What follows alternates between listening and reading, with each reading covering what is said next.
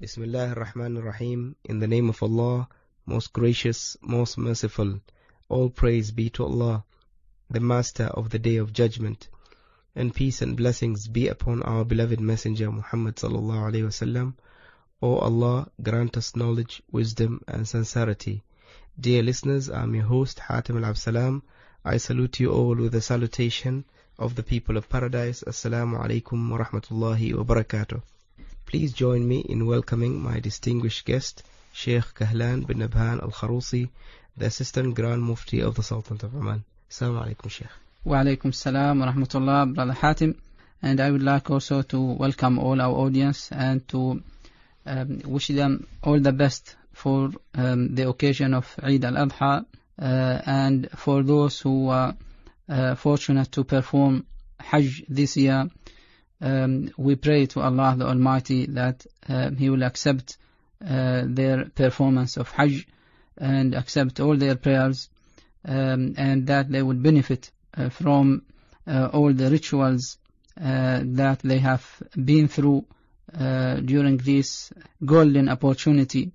And for those who are unable to perform Hajj this year, may Allah the Almighty make it easy for them to perform in the coming year, inshaAllah ta'ala. Thank you very much, Sheikh. We have a list of questions today, Sheikh, and we will go through them and try our level best to answer all of them, inshaAllah. The first question is from a sister. She says, Allah created us and made us agents on earth, but it seems like a punishment for what our parents did, Adam and Eve, and we were descended to this miserable world. Bismillah ar-Rahman ar-Rahim. All praise be to Allah, peace and blessings be upon His last messenger. The answer for this question should start from the last description that our questioner here has used to describe this world, when he or she said that it is a miserable world. It is for some, and in some ways, yes, it is a miserable world. It is life full of difficulties and calamities, but at the same time it is a beautiful world. It is a world and life that is full of happiness and enjoyment and things that everybody is enjoying in this life. So this is just a comment on the description used. We need to be fair and just when we describe our world that we are living in. But back to the main point in the question. It is not a punishment from Allah the Almighty that we are created and descended down to earth to worship Him. Actually, it was meant to be like that. When Allah the Almighty created man, it was meant that this man is going to be dominion in this life, agent, acting in accordance to the teachings of Allah the Almighty. And this is definitely for the interest of mankind and for the interest and benefit of life itself, because mankind were asked to construct this life. They are allowed to enjoy this life and to construct this life, to build bridges of their good and healthy relationships, to enjoy the meaningful dimensions of this life. So we shouldn't look at one angle and one dimension of the horizon of life, and we need to understand that whatever Allah the Almighty has done, of course, is full of wisdom. What we all need to do is to discover this wisdom behind the acts of Allah the Almighty. Once we trust that we have been created for a purpose, and this purpose is to serve Allah the Almighty and to worship Him and to glorify Him, doesn't mean that He is in need of our worships, of our acts of worship, or He is in need of glorifying Him by His servants. But because we are created in a very special nature that makes it for our own interest and for our own benefits that we worship Allah the Almighty. It enables us to experience peace, to enjoy the real meaning of life, to understand that this life is no more than a station. We are allowed to enjoy whatever Allah subhanahu wa ta'ala has bestowed on us on this life, yet we believe that there is another life to come, and in accordance we have to act in accordance to the teachings of Allah and His commandments, so that we can grant ourselves paradise, of course with the mercy of Allah the Almighty, and with His own permission. So we need to correct this misconception. It is not a punishment from Allah the Almighty, not for our first fathers, parents, Adam and Eve, and not for anybody of us. Yes, it is a test, we have to admit that, but once we are tested, this doesn't mean that we are meant to fail. That's why we are praised.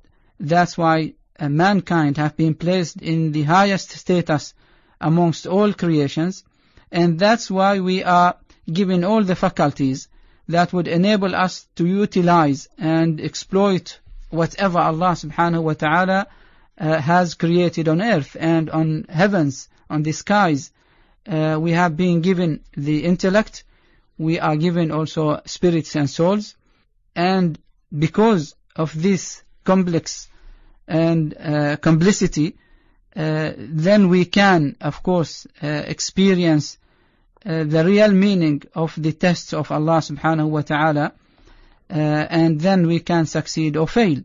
It is the self-determination, the greatest favor Allah subhanahu wa ta'ala has bestowed on us, is that we are able to make our own and free choices. We are able to make our own decisions. This has not been given to any other creatures, at least at the level of thinking and using our intellect to decide. This is a free will, this is a free determination, and being responsible for whatever decision that we are taking, whatever actions that are based upon our own and free decisions that we take, is by itself a glorious thing that we do need to reflect on in order to understand the real meaning of being tested by Allah the Almighty.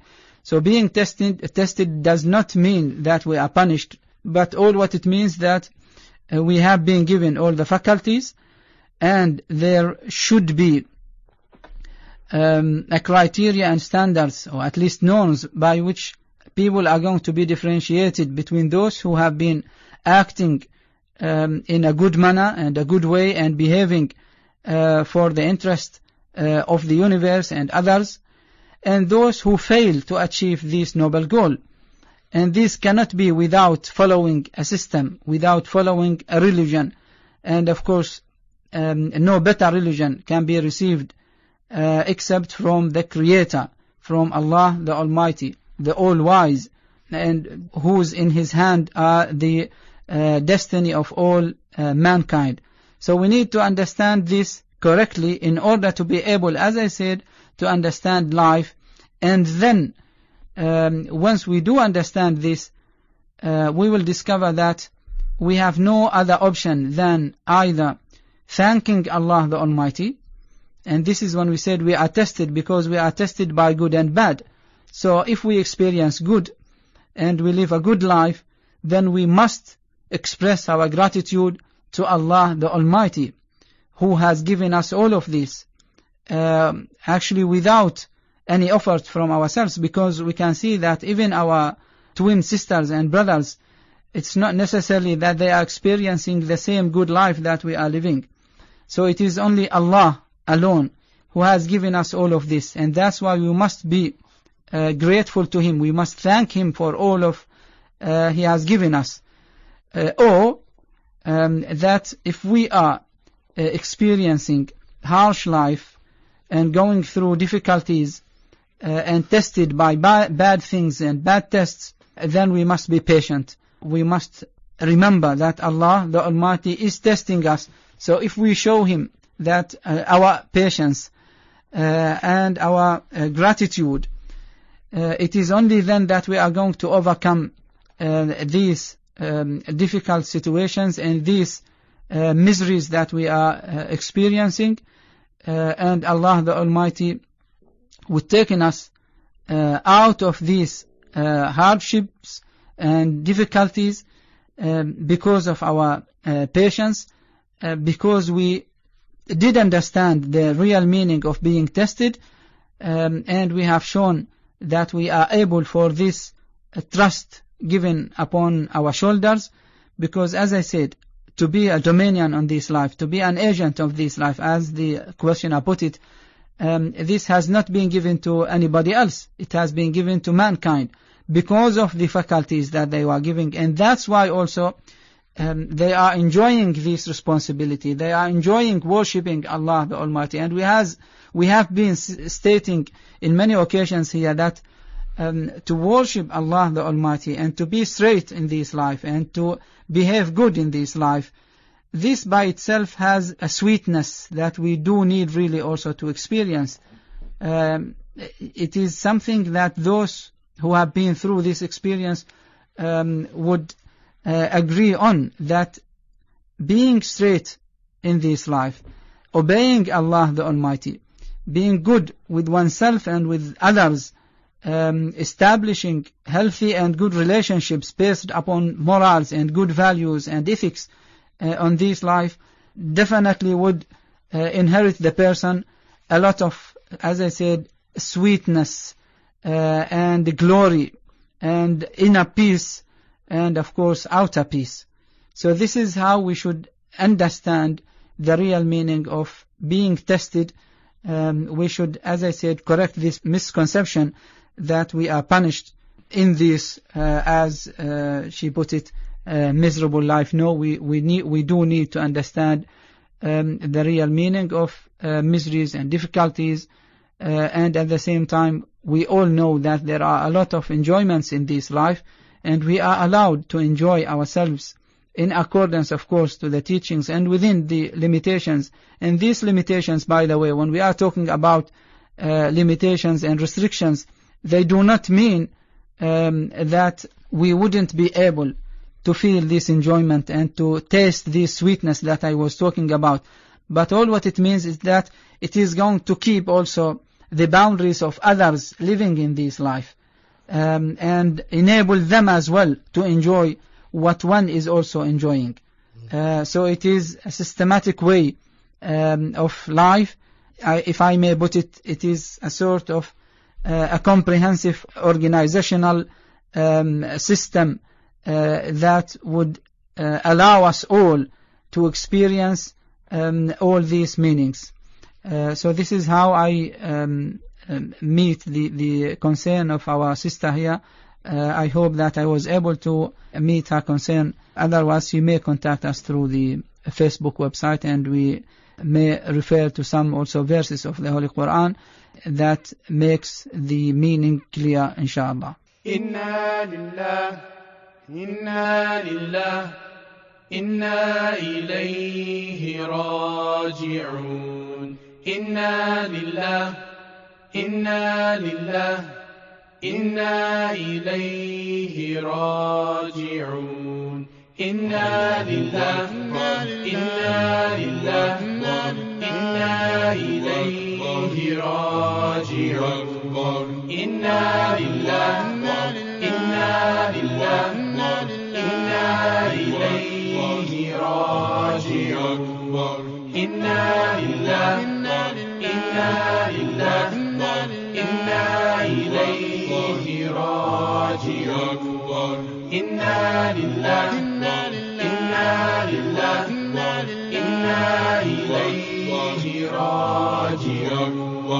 Inna lillah, inna lillah, inna ilayhi raji'un. Inna lillah, inna lillah, inna ilayhi raji'un. Inna lillah, إنا إليه راجعون إنا لله إنا لله إنا إليه راجعون إنا لله إنا لله إنا إليه راجعون إنا لله إنا لله إنا إليه راجعون.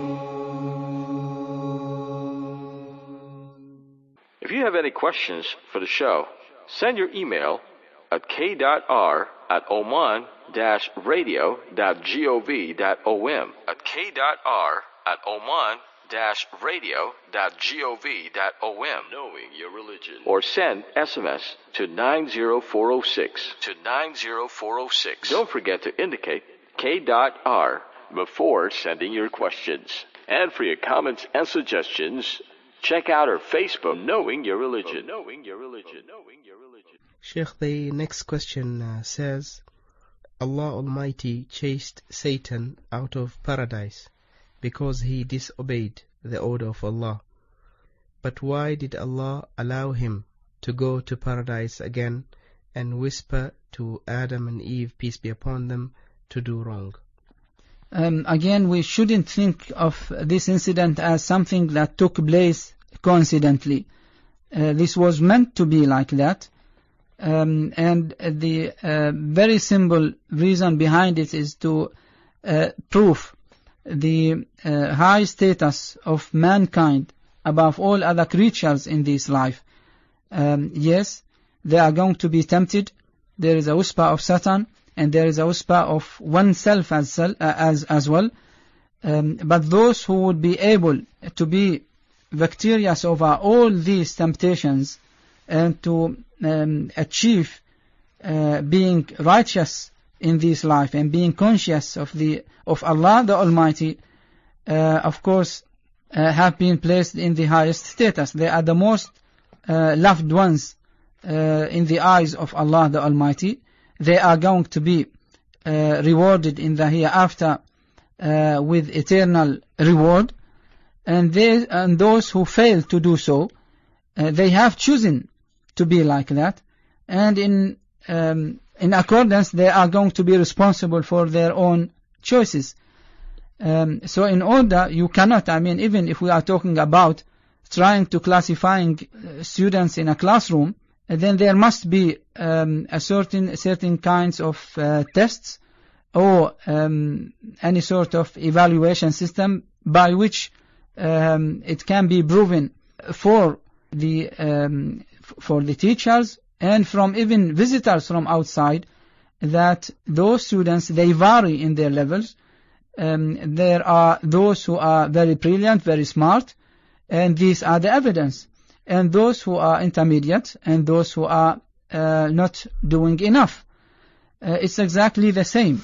Mankind have been given the best status in this life due to what Allah the Almighty has given us of all the faculties and of what He has bestowed on them of, as I said, the intellect and souls and spirits. Then in this case, they are going to face calamities and difficulties. If they are able to maintain the righteous path and their good relationship with Allah the Almighty, then of course they are going to be rewarded in the hereafter. This doesn't mean that they wouldn't commit any sin or do any mistake. They are, of course, all mankind are making mistakes, but Allah the Almighty has given us the gates to correct these mistakes, to return back to Him through the gates of repentance and asking for forgiveness. And we need also to understand this fact. We are going to do mistakes. All mankind, except prophets and messengers, peace be upon them all, would commit sins. But the righteous amongst us are those who immediately return back to Allah the Almighty and turn their faces to Him and ask for forgiveness and remember that He is the most merciful, the most compassionate.